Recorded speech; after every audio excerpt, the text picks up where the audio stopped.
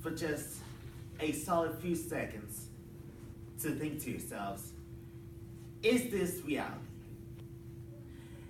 And now that's probably the most retarded question ever. Of course it's reality. I'm talking to you right now. You're listening to me, and you're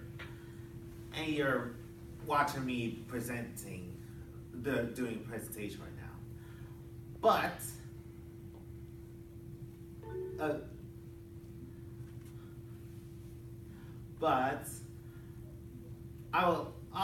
but just imagine yourselves really if this is reality or if this is all imagination. The reason why I'm asking you to do this is because that's how this person, Satoshi Kon, has shown me through his works over the years. And the way he inspired me to go to college and be a filmmaker in the future is very, very powerful, and it leaves a very big impression on me, especially with his style of music, his animation, and particularly his way of storytelling. First, I was first introduced by Satoshi Kon through Adult Swim with Paranoia Agent. It's about a character designer who is being haunted by this teenage boy who goes around attacking people with a big golden baseball bat. And the way it's presented is very much like I see in a psychological thriller. Whether he is real or isn't real is pretty much left open to interpretation. Next. And this film, Paprika, which I saw on Stars on Demand 1 year later, in 2008, is about this group of people who is about what tells us what happens if dreams were actually, if we can actually interact with each other's dreams. And the way that the music encompasses the amount of the ideas of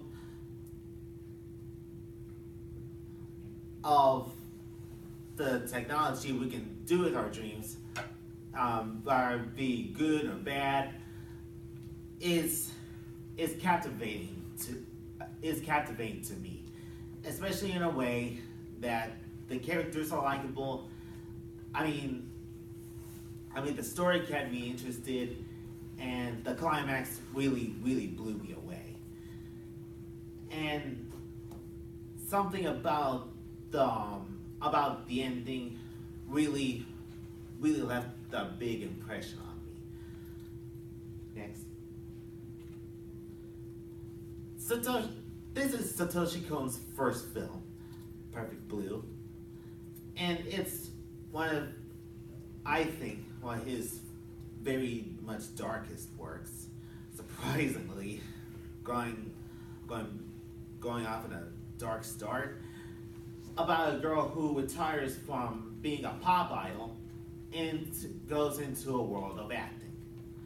And during the production, she has to do this one scene, but at the cost, it traumatized her.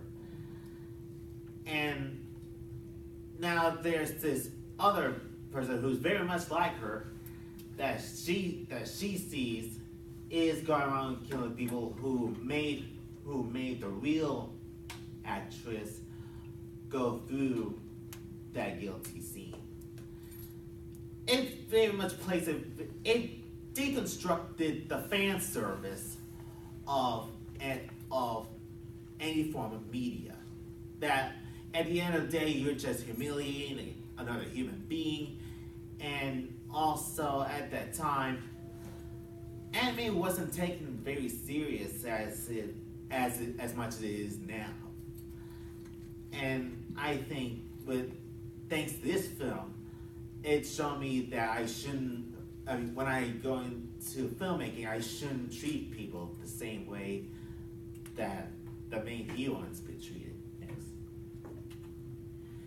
And it's not only inspired not just me, but pretty much other filmmakers like Darren Aronofsky and Christopher Nolan.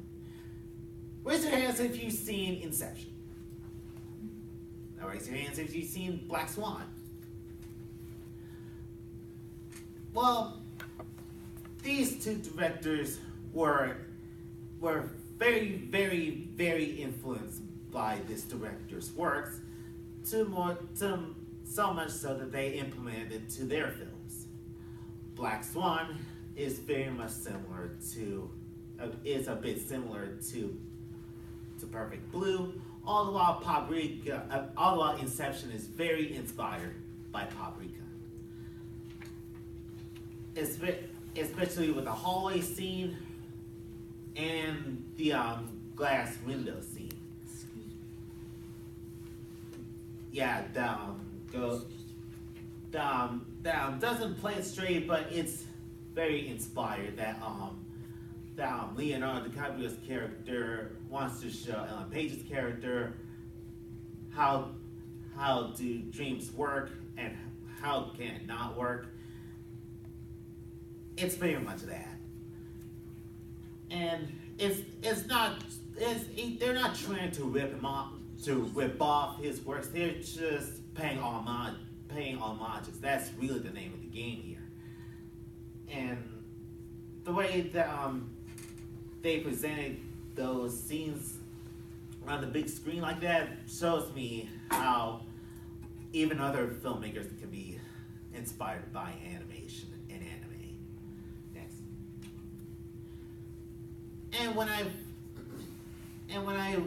heard that Satoshi Kon died in 2010, I was pretty much devastated, along with everyone else who was a big fan of his.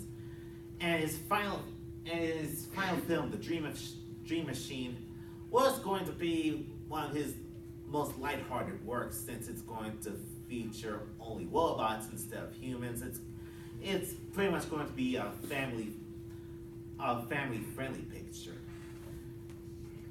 And his longtime collaborator, Yashimi Itazu, said that he was determined to finish the project no matter how long it takes, since he's one of those directors who was comparable to Satoshi Kon. And next. In conclusion, Satoshi Kon and his films left a big impression on not just me, but for everyone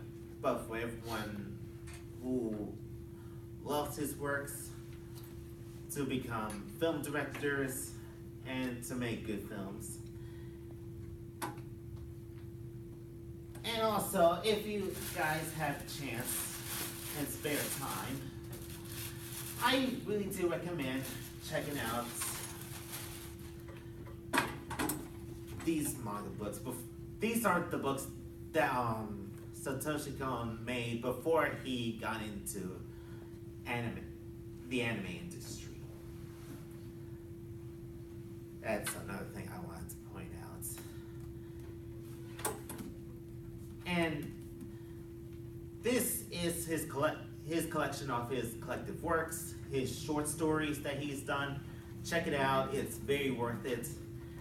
But I mostly recommend this. I think this sums up his style, his work. His great use of metafiction and his great use of weird style. it's it's it's very fun. And trust me, it's great.